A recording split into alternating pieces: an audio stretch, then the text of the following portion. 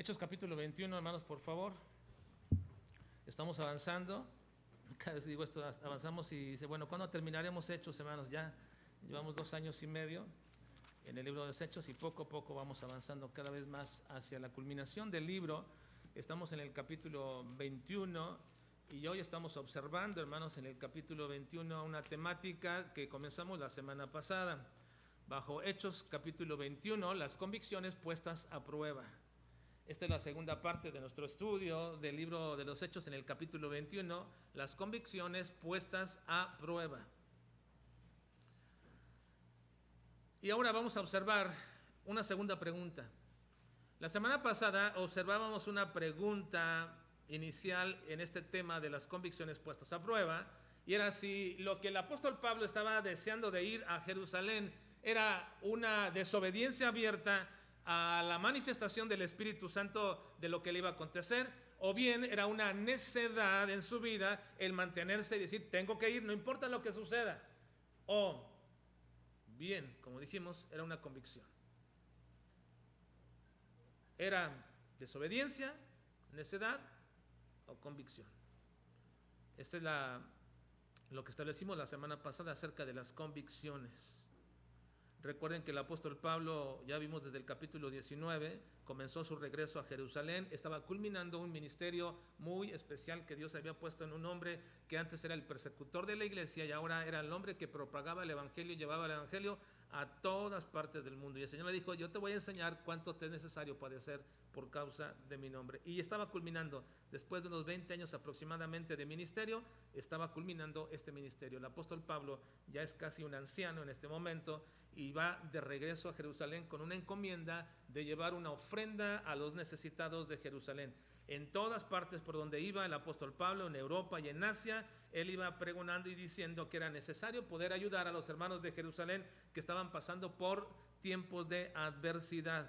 Y en ese sentido, hermanos, la gran mayoría de los textos que ustedes leen en la Biblia respecto de las ofrendas que damos, no se refiere a las ofrendas, ni a los diezmos, ni a la ofrenda misionera. La gran mayoría de los textos que ustedes se saben y que ustedes observan respecto a las ofrendas no tiene que ver con las ofrendas dentro de la iglesia, ni para la manutención de la iglesia, ni tampoco para la obra del Señor.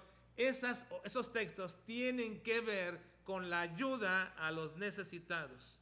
La mayoría de los textos, miren, por ejemplo, ustedes se saben cada uno de, como propuso en su corazón,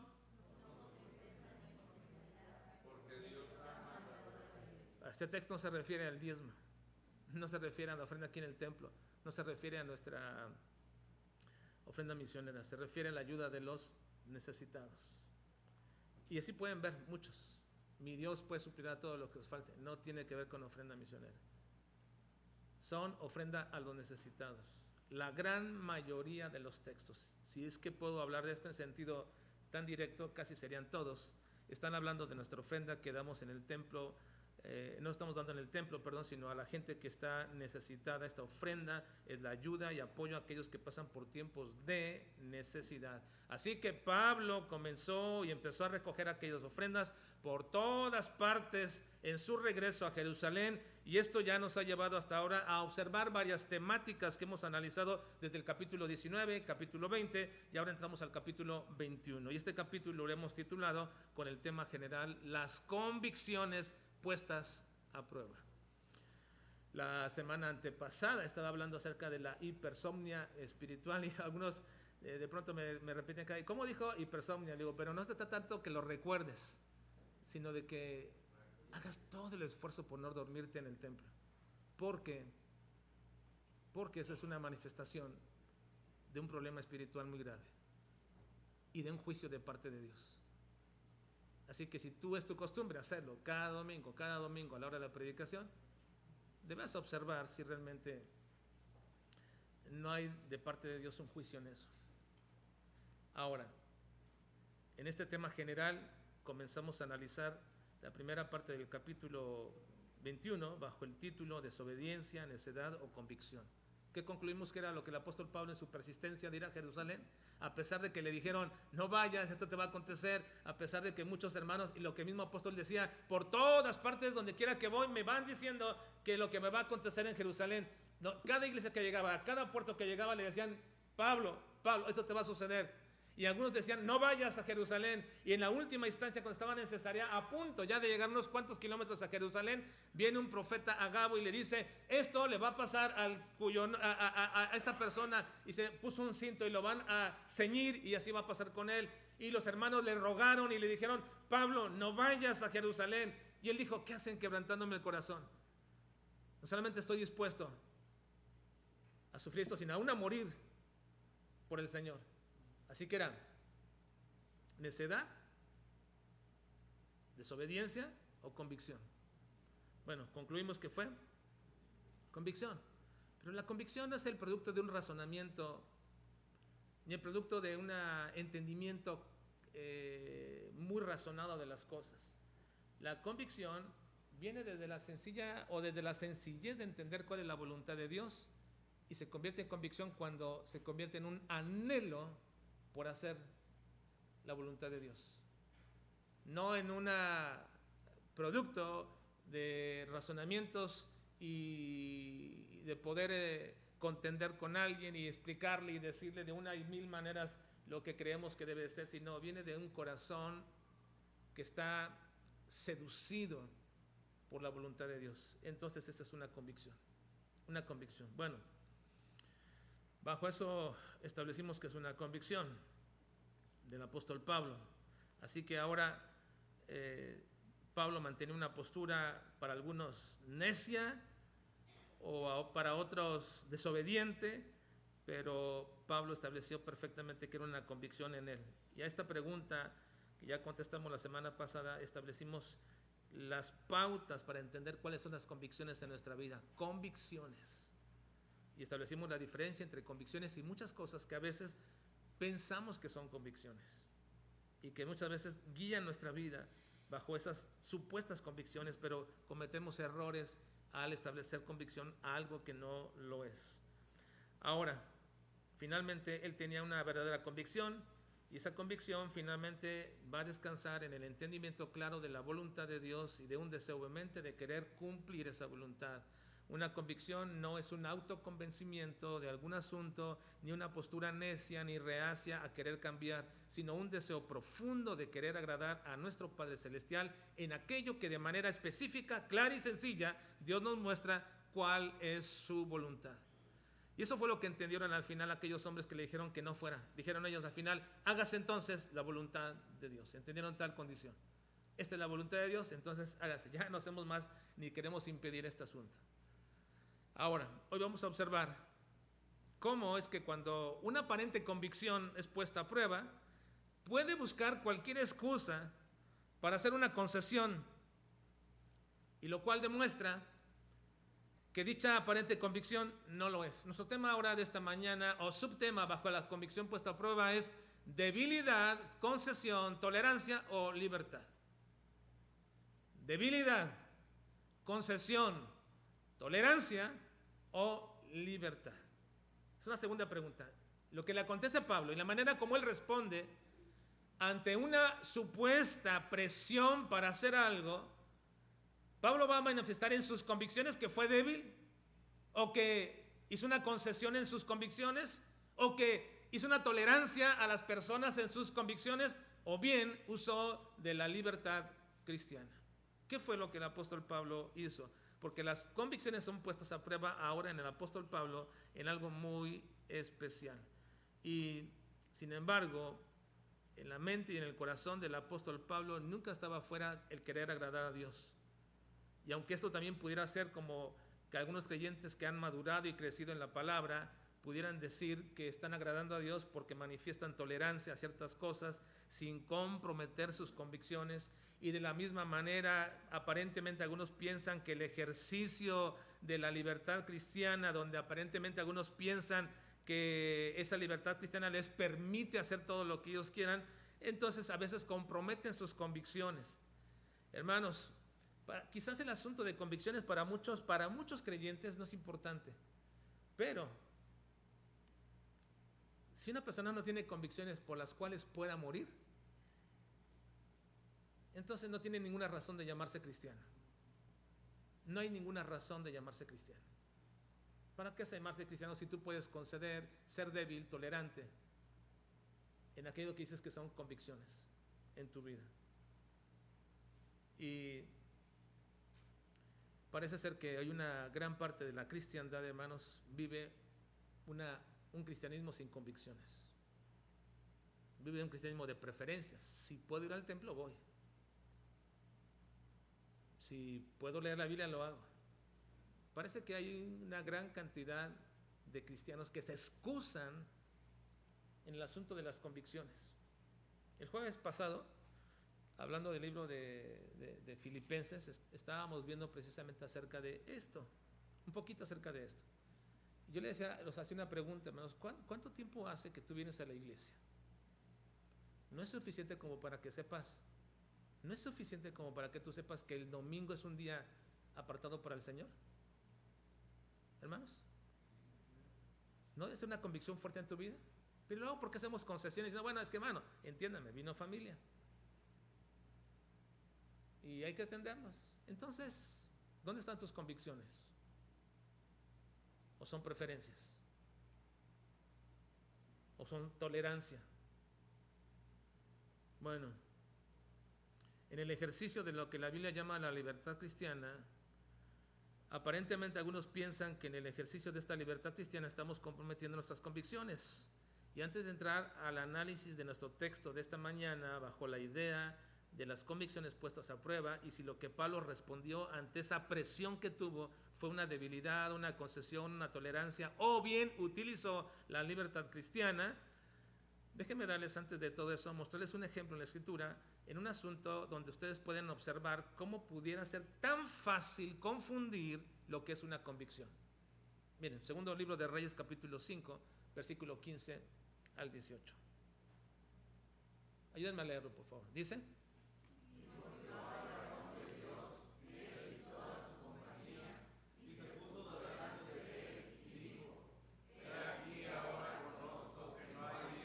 en toda la tierra, seno hoy en Israel, te ruego que recibas algún presente de tus... Antes que pongan, déjame darles el contexto de lo que están leyendo. El rey asirio tenía un general al cual amaba mucho, y este general, Naamán, se enfermó de lepra, estaba a punto de morir. Y él sabía que en Israel había un profeta llamado Eliseo que escuchaba la fama de los milagros que hacía por mano de Dios.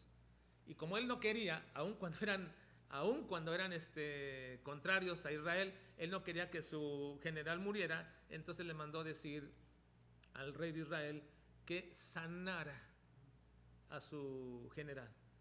Y el rey de Israel dice: ¿qué soy yo, Dios, para sanarlo? Entonces le habla a Eliseo, le cuenta lo que sucede, y Eliseo dice: bueno, dile que venga. Y cuando va, este hombre le dice: ¿qué voy a hacer? Él dijo: métete al río Jordán y zambúllete 7 veces. Y él se enojó, el general, y dice: ¿al río Jordán? Es un lugar sucio. Yo pensé que me ibas a decir que cualquier otra cosa más difícil, pero en nuestro país hay ríos mejores. Pero está bien, lo haré. Y fue. Y mientras se zambullía y salía, de pronto salió su piel como la de un bebé. ¿Les gusta la piel de los bebés? Sin imperfecciones, ¿verdad? No tienen nada los bebés. Así estaba él, como la piel. Entonces él se sintió muy gozoso de que su lepra, aquella horrenda problema de salud en la piel que se caía a pedazos, había sido sanado. Y entonces le quiso dar dinero a Eliseo, y Eliseo dijo: no. Y aquí está el punto. No lo voy a hacer. Te ruego que recibas algún presente de tu siervo. Dijo: no. Así sigamos la lectura. Dice: más vive Jehová,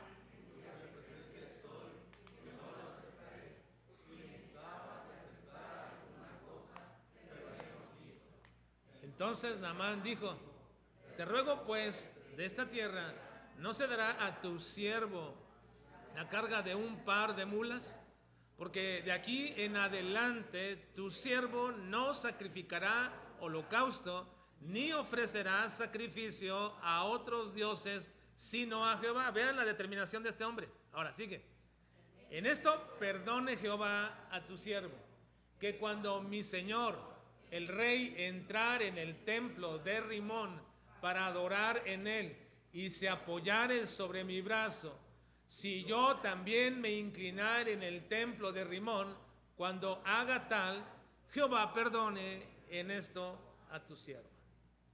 Ahora uno pensaría, y la mayoría piensan, que este general Naamán se había convertido a Dios y que aquí está manifestando una convicción profunda de quién es Dios.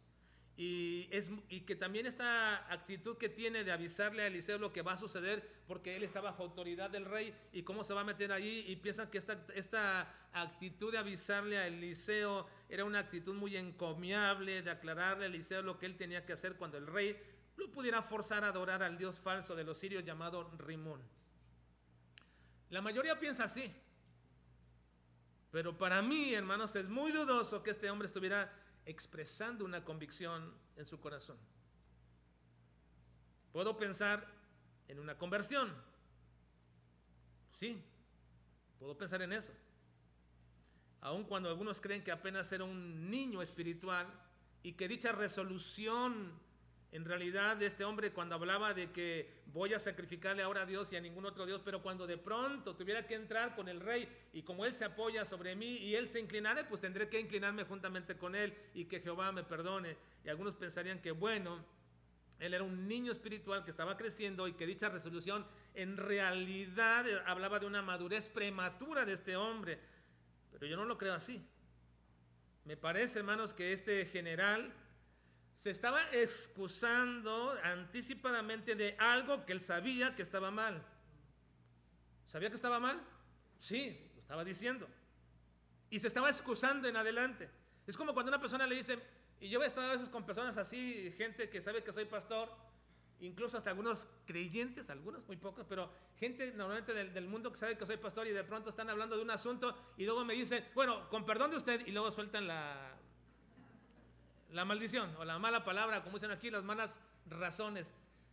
Con perdón de usted. O sea, se están excusando anticipadamente de algo que saben que está mal y lo van a hacer. Y así me parece de pronto muchos cristianos. Se excusan anticipadamente de algo que saben que está mal. Y la verdad, hermanos, que ese tipo de acciones no reflejan ninguna madurez ni ninguna convicción. Me parece que este general, al excusarse de algo que él sabía que estaba mal, además, no solamente sabía esto, estaba cediendo y a la vez era un débil con el rey. Porque bien podría haberle explicado al rey de su conversión al verdadero Dios, porque fue el rey quien lo mandó. Él podía decirle, sucedió el milagro y aquí está, y no lo hizo ningún Dios, ni tu Dios, lo hizo Jehová y me he convertido a él. Y podía haber, dice, bueno, te destituyo, ya no eres, está bien, lo que sea, pero quien tiene convicciones está dispuesto a sufrir por ellas. Así que la convicción, hermanos, de este aparentemente hombre que se está excusando anticipadamente no es ninguna conclusión, y para mí creo que este es un ejemplo claro de la mayoría de excusas que algunos cristianos ponen para no hacer la voluntad de Dios. Están actuando como Naamán. No es más que una falsa pretensión de que todos vean un alma derecha o erguida en un cuerpo que está inclinado. Me parece que así son muchos creyentes. Este hombre parece ser que tiene un alma derecha, erguida, diciendo, Dios es el rey, Dios es el verdadero Dios, lo voy a sacrificar a él, no a nadie más, pero a la vez me voy a inclinar en mi cuerpo ante un Dios falso. Y me parece que esa es la actitud también de muchos cristianos. Por más que algunos proclamen su propia justicia y su supuesta cristiandad, sus prácticas muestran todo lo contrario. Y han encontrado en Naamán un buen ejemplo para escudarse o excusarse de esa falsedad de cristianismo. Y me parece, hermanos, que debemos de analizar bien si lo que nosotros decimos creer acerca de Dios es realmente convicciones profundas. Pero volviendo, hermanos, al libro de Hechos y al apóstol Pablo, vamos a ver la problemática en la cual se presenta Pablo acerca de sus convicciones. Y vamos a ver si la respuesta que Pablo da a estas circunstancias que lo están orillando a una práctica en su vida fue una respuesta de debilidad, fue una concesión a quien lo presionaban, fue una tolerancia a aquellos débiles hermanos, o bien el apóstol Pablo utilizó de la libertad cristiana para actuar. Vamos a analizar precisamente en nuestro pasaje del libro de los Hechos. Versículo 15, por favor. Ahí nos quedamos la semana pasada. Versículo 15. Hechos 21, versículo 15. ¿Están ahí, hermanos? ¿Ya? Si no, aquí está la pantalla. Hechos 21, 15. Dice: después de esos días, hechos ya los preparativos, subimos a Jerusalén.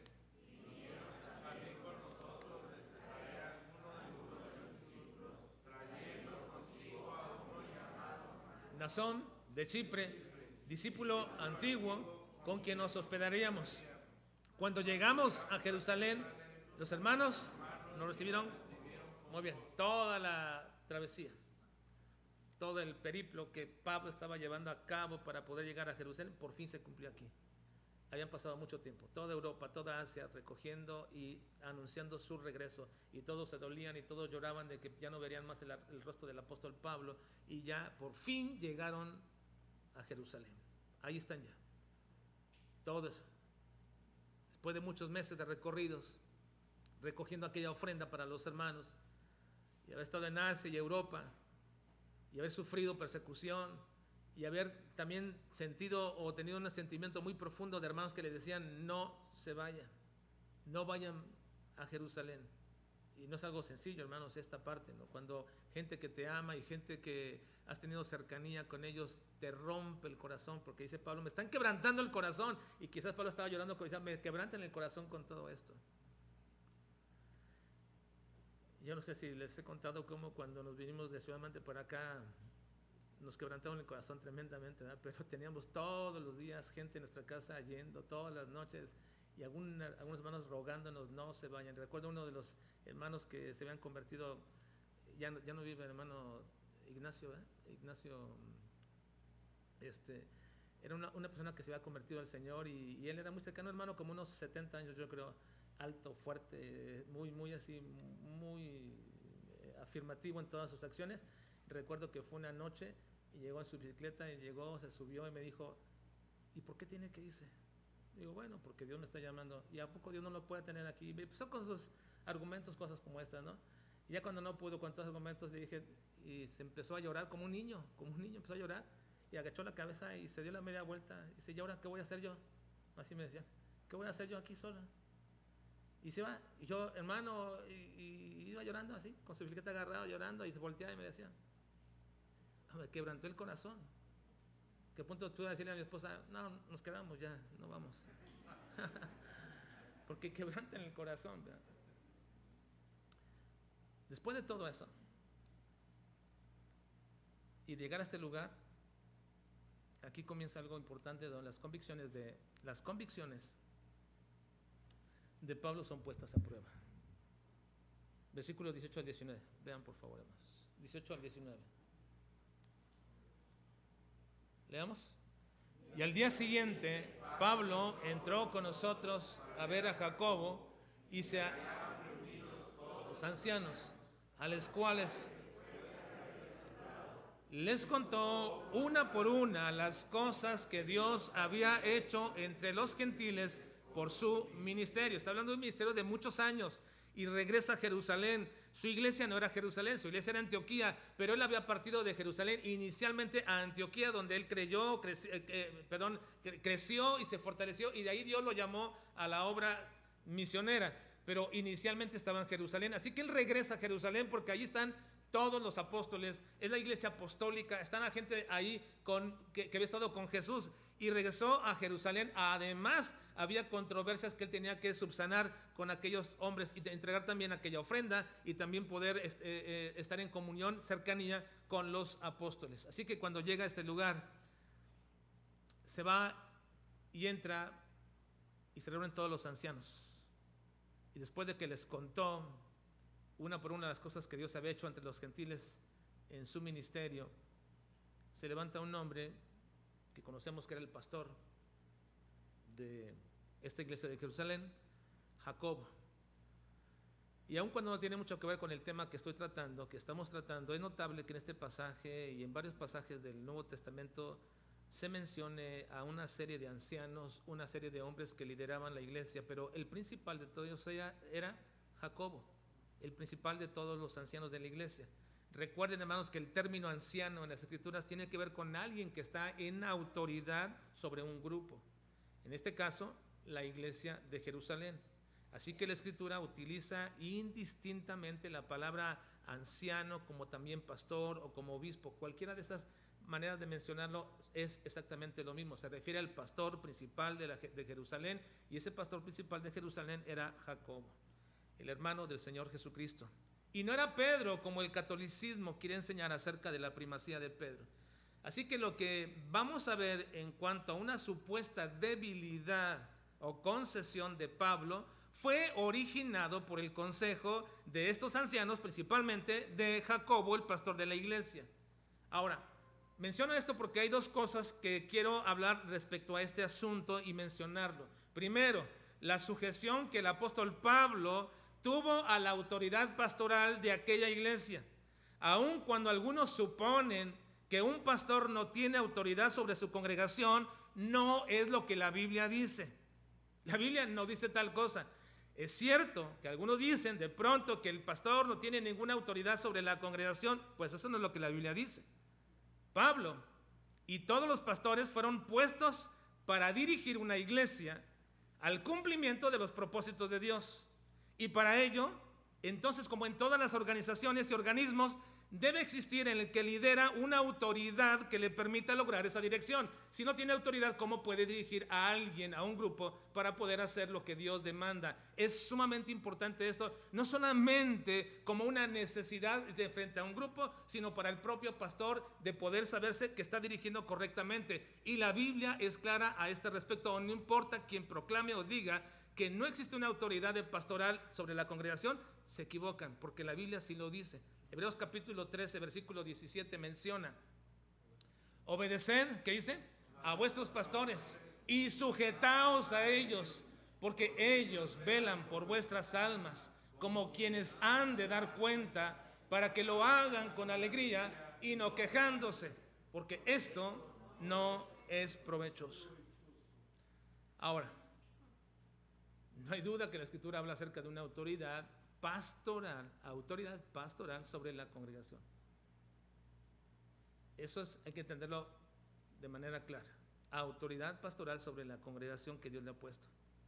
Pero lo que sí es cierto es que esa autoridad no viene del pastor. Esa autoridad no viene del pastor. Es una autoridad delegada por Dios. Y esa autoridad es ejercida mediante normas y pautas bíblicas. Cualquier pastor que no se sujeta a la palabra de Dios y que dirige una congregación con motivaciones incorrectas, entonces carece de la autoridad para dirigir una congregación. Todo pastor, cualquier pastor que no se sujeta a la palabra y que dirige una congregación con motivaciones incorrectas va a carecer de la autoridad para dirigir una congregación.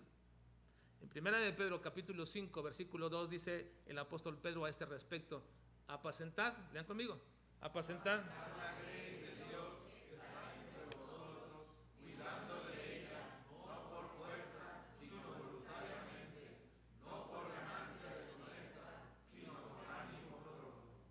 Así que la primera cosa que observamos en este pasaje, hermanos, es que al ir el apóstol Pablo a Jerusalén y encontrarse con los ancianos y hablar de las grandes bendiciones que Dios había traído con el evangelio a toda Asia y Europa,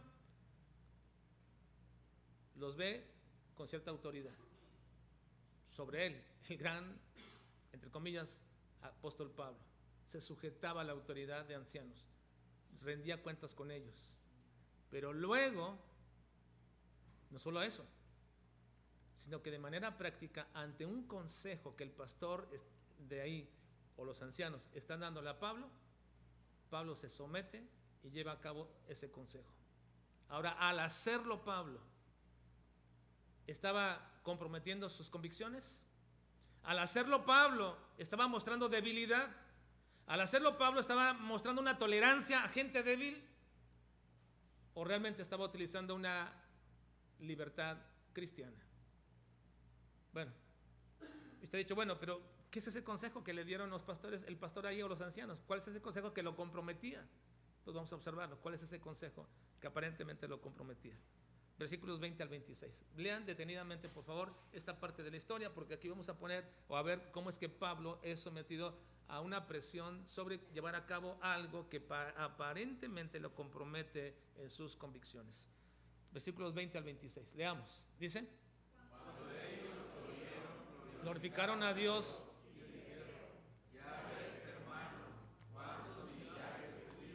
Hay que han creído y todos son celosos por la ley, pero se les ha informado en cuanto a ti, que enseñas a todos los judíos que están entre los gentiles a apostatar de Moisés, diciéndoles que no circunciden a sus hijos ni observen las costumbres. ¿Qué hay pues? La multitud se reunirá de cierto, porque oirán que has venido. Haz pues esto que te decimos. Hay entre nosotros 4 hombres que tienen obligación de cumplir voto. Tómalos contigo, purifícate con ellos y paga sus gastos para que se rasuren la cabeza. Y todos comprenderán que no hay nada de lo que se les informó acerca de ti, sino que tú también andas ordenadamente guardando la ley. Pero en cuanto a los gentiles que han creído, nosotros les hemos escrito determinando que no guarden nada de esto, solamente que se abstengan de lo sacrificado a los ídolos, de sangre, de ahogado. Bueno, ven ahí el consejo de los ancianos, del pastor. Pablo había peleado en todo su ministerio, hermanos. Por muchos años había peleado en todo su ministerio en contra de las acciones de los judaizantes. Gente que intentaba corromper la doctrina en las iglesias gentiles donde él predicaba la sola gracia de Dios como salvación, y estos hombres venían y enseñaban que si ellos no guardaban, aparte de creer en Jesús, no guardaban la ley de Moisés, no podrían ser salvos. Y Pablo no era indulgente con ellos, era duro respecto a este asunto. Al parecer, este grupo de judaizantes que aparentemente se habían convertido al cristianismo era un grupo muy fuerte dentro de la iglesia de Jerusalén. Era gente celosa del cumplimiento de la ley. Y los pastores de la iglesia temían que hubiera un fuerte conflicto por la presencia de Pablo con ellos dentro de la iglesia, de tal manera que estos hombres, en este conflicto que tenían con Pablo en las regiones de Asia y de Europa, donde Pablo predicaba y confrontaba a los judaizantes, estos venían y llegaban a Jerusalén y decían: no, Pablo está enseñando a los judíos que están entre los gentiles a que apostaten de la ley de Moisés, que ya no sigan a Moisés, que no circunciden a sus hijos, que no hagan lo que la ley manda. Y entonces venían y todos estaban enojados, hirviendo de enojo contra Pablo, porque si algo le pega duro a un judío es precisamente acerca de su religión. Y dicen ellos: esto es imposible. Ahora recuerden, un religioso judío era capaz de todo. ¿Qué hizo el mismo apóstol Pablo como judío recalcitrante cuando escuchaba que los cristianos estaban comenzando a esparcer el evangelio? ¿Qué hizo el apóstol Pablo mismo? Que antes era Saulo, él recorría todas las partes, iba por ellos, los arrastraba, los hacía que blasfemaran, los mataba, daba su voto para que murieran, porque él decía que pensaba que hacía bien con todo esto. Ahora, estos hombres que estaban en Jerusalén y los ancianos o pastores de la iglesia de Jerusalén tenían miedo de un fuerte conflicto por la presencia de Pablo entre ellos, porque estos judíos catalogaban a Pablo como un antinomiano. Hoy día hay antinomianos también en las iglesias bautistas, en las iglesias decimos de buena enseñanza, una buena y correcta denominación. Hay antinomianos. ¿Qué son esos antinomianos? Bueno, aquellos que están en contra de la ley. Y se lo voy a decir de manera sencilla. Tiempo atrás, cuando tuvimos algún conflicto entre algunos pastores en algún momento, yo me opuse terminantemente a que se pusiera a predicar a ciertas personas, ciertos pastores que en el ejercicio de su ministerio se habían divorciado y se habían vuelto a casar. Y yo dije: no estoy de acuerdo. No pueden ejercer el pastorado ya. de acuerdo a la palabra de Dios. Me acuerdo que uno de los pastores más ancianos de aquel grupo se levantó y me dijo: tú no tienes misericordia, si Dios la tiene. Y me dijo: ¿qué no sabes lo que la Biblia dice? Que ya no estamos bajo la ley, sino bajo la gracia. Y le dije: ¿qué argumento tan ligero, sencillo y tan superficial? No puede decirme no puede darme esa contestación. La gracia no es una concesión para pecar. La gracia no es una libertad para que haga lo que quiera porque ya no estamos bajo la ley. Me opuse terminantemente, es una de las razones por las cuales decidí salirme de este grupo de pastores. Eso y las gloriosas doctrinas de la gracia que no aceptan. Entonces, muchas personas antinomianas que están en contra de la ley aparecen por todas partes y pensaban que Pablo era un antinomiano, que estaba enseñando a la gente a apostatar de la ley de Moisés. Pablo había peleado tremendamente contra ellos en todo tiempo, así que les sugieren los ancianos, los pastores y principalmente el pastor principal Jacobo, que manifiesta a todos que no es así, que él no tiene problemas con la ley, que él no tiene problemas con toda esa gente, que lo que ellos piensan está equivocado, y para eso les sugieren: bueno, mira, aquí tenemos 4 varones judíos que han hecho un voto, el voto era el voto de Nazariato, porque lo que tenían que hacer era raparse ya la cabeza, porque ese era el voto de Nazariato, y según la ley mencionada en Números capítulo 6, el gasto que tenía que cubrir Pablo para estos 4 varones correspondía a lo siguiente: primero, el costo de 8 corderos y 4 carneros, además del aceite, la harina y demás cosas que la ley, y todavía el raparse. No era cualquier cosa, hermanos.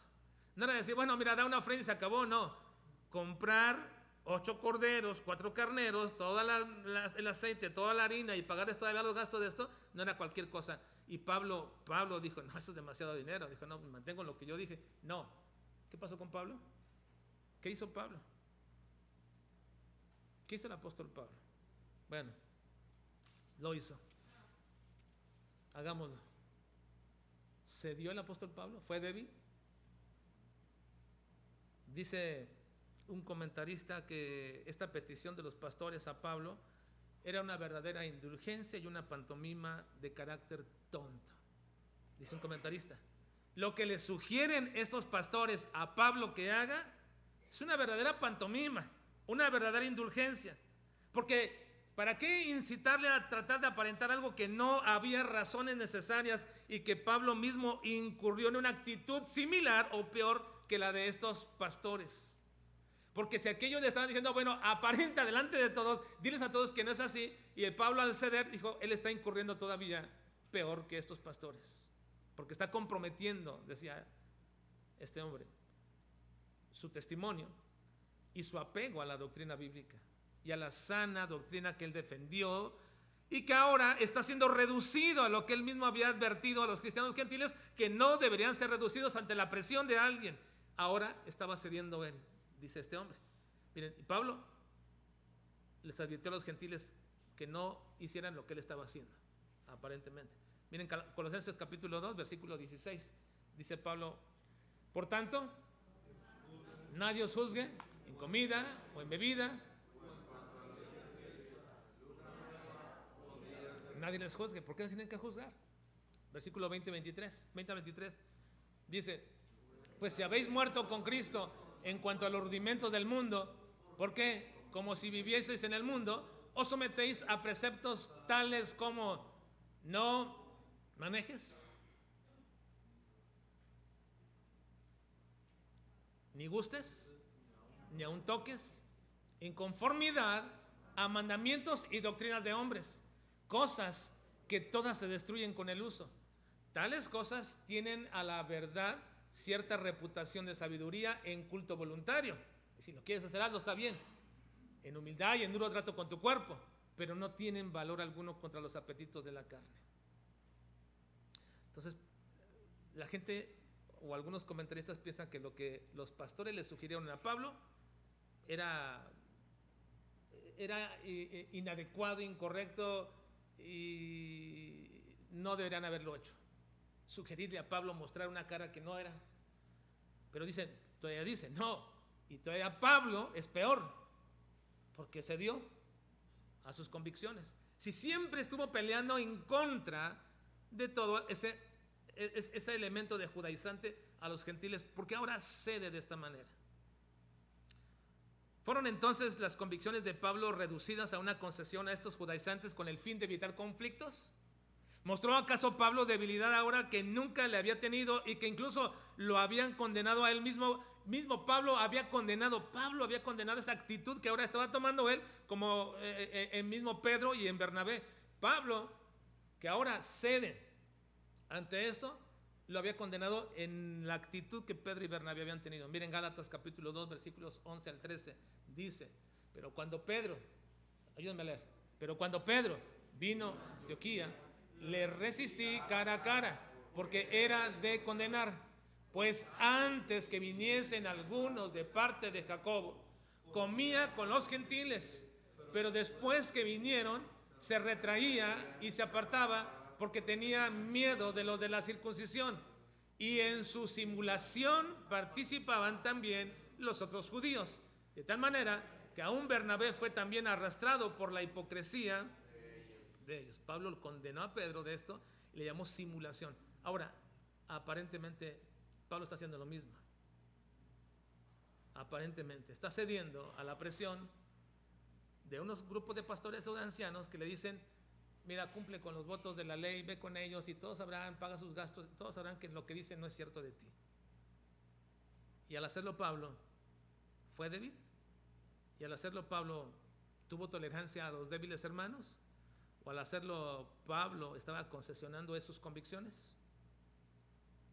o quizás Pablo entendió que no había por qué pelear por asuntos secundarios y entonces toleró el carácter dudoso de los pastores y aceptó hacer lo que ellos pedían.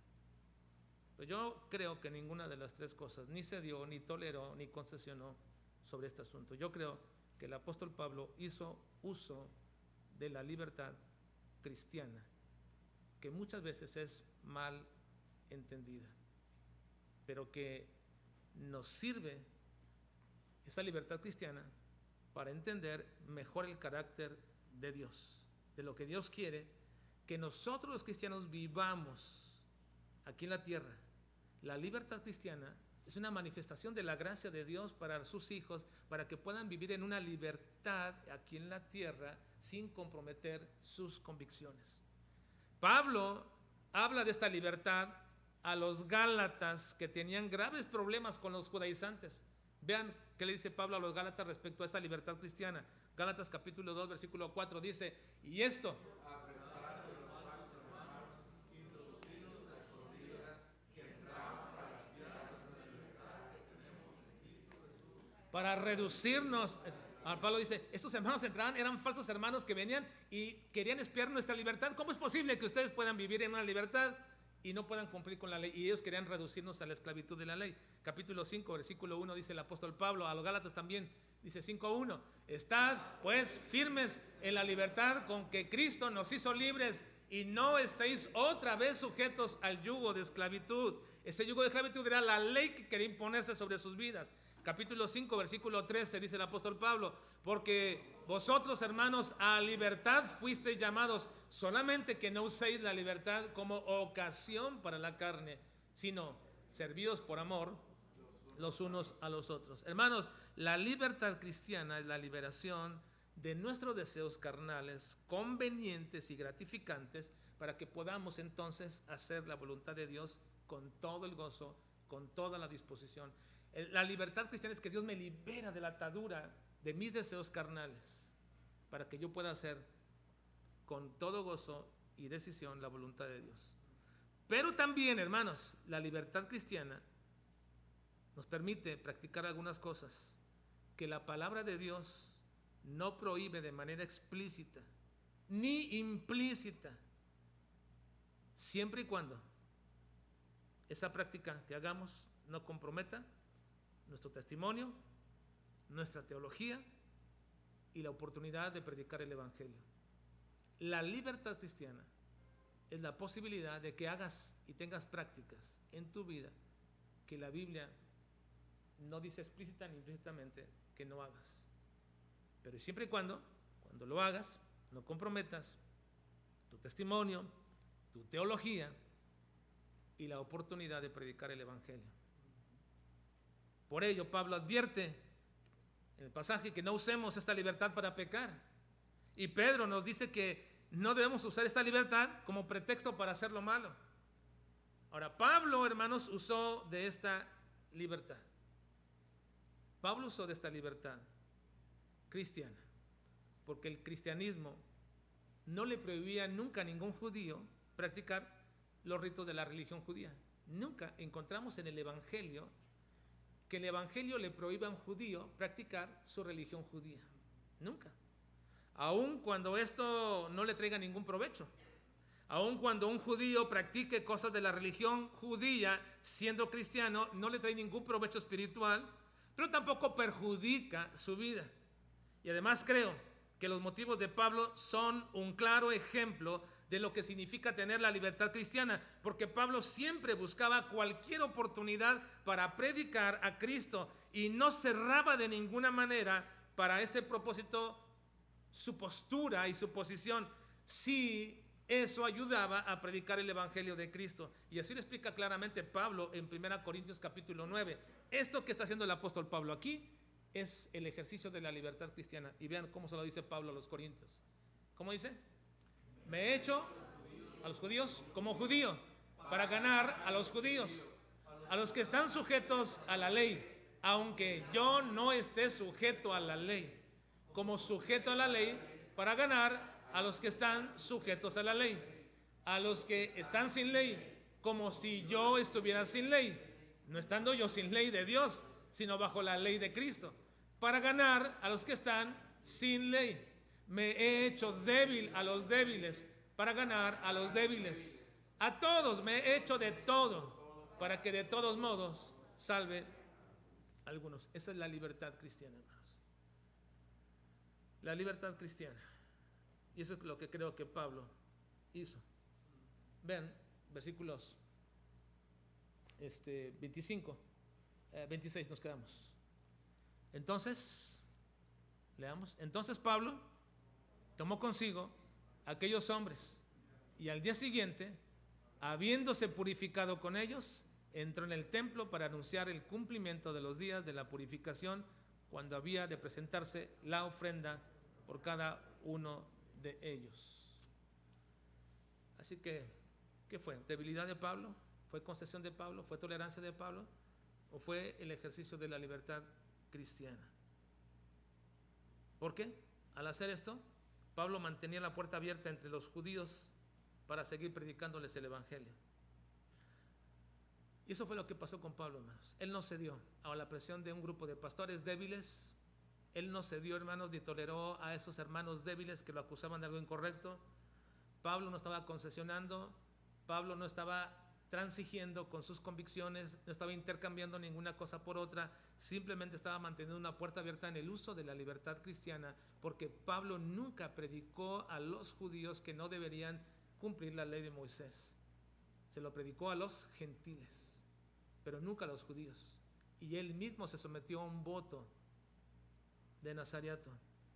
Así que el apóstol Pablo simplemente estaba manteniendo una puerta abierta en la libertad cristiana. Ahora quiero culminar, hermanos, esta mañana el estudio de este párrafo con una advertencia para todos nosotros. Todos aquellos que estamos convencidos de la doctrina y de la teología que es derivada de una visión continua y creciente de quién y cómo es Dios, y que hemos formado convicciones al respecto, les advierto, siempre estaremos, como el apóstol Pablo, sujetos a la mala información de personas que sin escrúpulos nos acusan de algo que ni conocen ni saben. Siempre estaremos sujetos a esto. Si tú formas convicciones provenientes de la palabra de Dios y de una correcta visión de Dios que Él mismo nos da en su palabra, siempre estaremos sujetos a la mala información de lo que creemos y predicamos, como le sucedió al apóstol Pablo. Vean el versículo 21. ¿Qué dice el versículo 21? Pero se les ha informado en cuanto a ti, que enseñas a todos los judíos que están entre los gentiles a apostatar de Moisés, diciéndoles que no circunciden a sus hijos ni observen las costumbres. ¿Era verdad eso? Era una mentira. Mentira. Y digo esto, hermanos, porque mientras tú mantengas tu postura de un Dios soberano y la mantengas cada vez más limpia y libre del humanismo y de las presiones doctrinales de otras iglesias o de otros grupos o pastores, siempre estarás sujeto a esa mala información. La gente va a decir barbaridad y media que tú no has dicho. Y yo se los puedo probar. Tengo decenas de mensajes que me acusan de predicar falsa doctrina. Y luego pregunto, ¿cuál falsa doctrina? Y hermanos, no saben lo que están diciendo. Pues no lo sé, pero eres un hereje. Un hereje decir que Dios es un Dios soberano.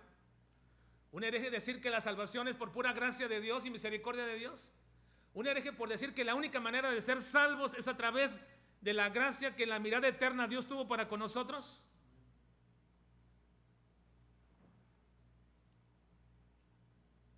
Hay gente, hermanos, sin escrúpulos, que con el fin de seguir sus propios intereses te van a acusar de hereje o de predicar falsa doctrina. A gente religiosa y tradicionalista no le va a gustar y te dirán que tergiversas la palabra de Dios y que sin saber cómo ni por qué, simplemente cubren su ignorancia de las Escrituras con una posición supuestamente muy firme diciendo, no estoy de acuerdo con tu enseñanza.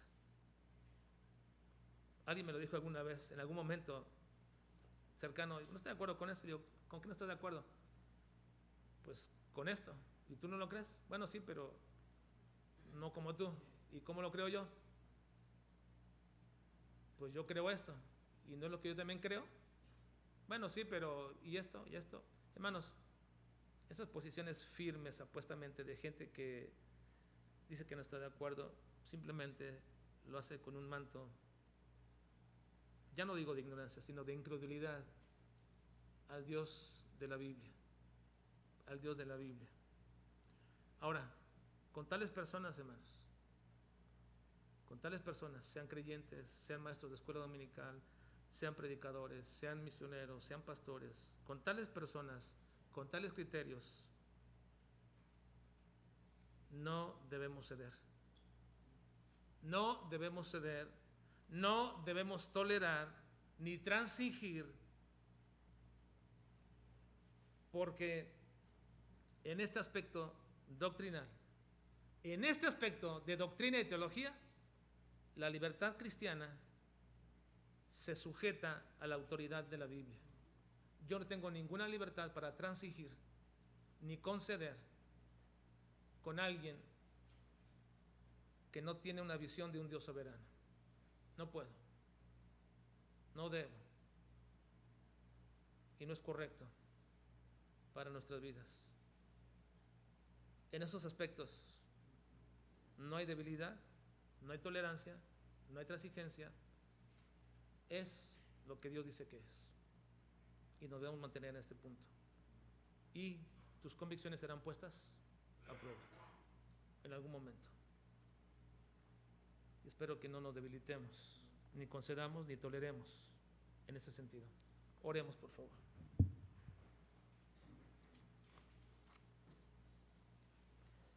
Señor, te estamos suplicando en esta mañana que nos ayudes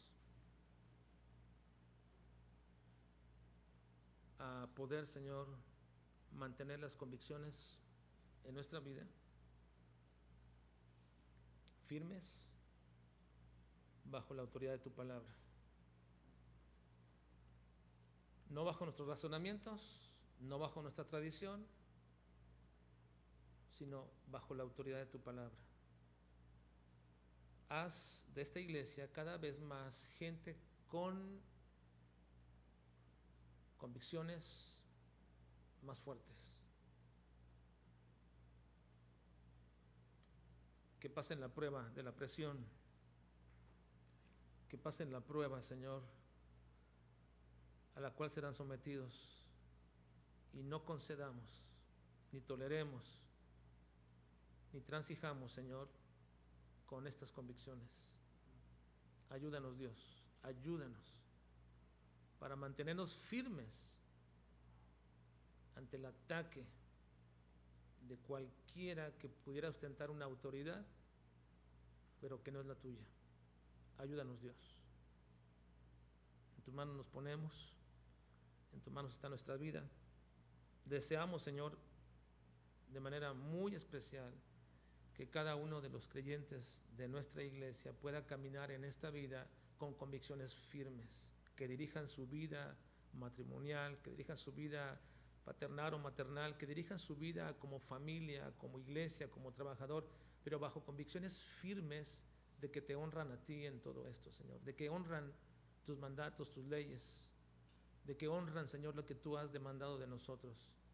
Ayúdanos a caminar, Señor, no haciendo concesiones a nuestra conveniencia. Líbranos de esto, Padre. Te lo suplicamos y te lo pedimos en Cristo Jesús. Amén.